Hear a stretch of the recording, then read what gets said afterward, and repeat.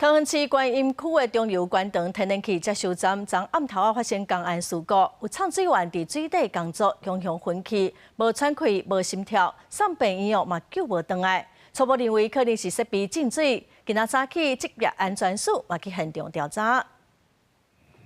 救护车紧急驶入工区，中油桃园关东三节初二尾嘛传出公安意外，34岁姓李的查某人进行水下点样作业的时阵，冲落去了后，伫水内超过5分钟无起来，岸顶的同事叫嘛无应，赶紧甲救起来，啊，毋过已经无喘气心跳，经过医救送医了后，也是救无回来。患者头部前额有3公分撕裂伤，身体无明显其他外伤。救护人员到达现场，接手实施 CPR 以及施打骨针、上卢卡时后，送新屋部立桃园医院抢救。事故发生迄当时，姓李查某人准备针对外沿爆花新建工程畅水入去进行消波地相关点样作业，却不幸毒死。针对这件公安意外，中油公司表示遗憾，已经组成调查小组进行事故的检讨，也讲未影响三节工作的排程甲进度。当下也要求承揽商要停止相关作业，也督促这个厂商要从优从宽，尽快跟这个当事人的家属来谈后续的一个协助事宜。初步判断可能就是潜水设备的面罩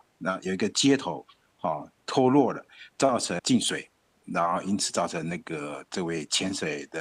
劳工呢不幸溺毙。这件公安意外初步判断，好亲像设备入水造成的，详细事故的原因也有待进一步调查清楚。职安署表示，已经通知畅水作业的部分工程停工，后续的检查确认原因，会依照违反职业安全卫生法裁罚。告诉上悬会互人罚30万以下，因为这件公安意外是中油三级工程工程承揽商第2届公安事件，会互人罚事业单位营造公司上悬15万的罚款。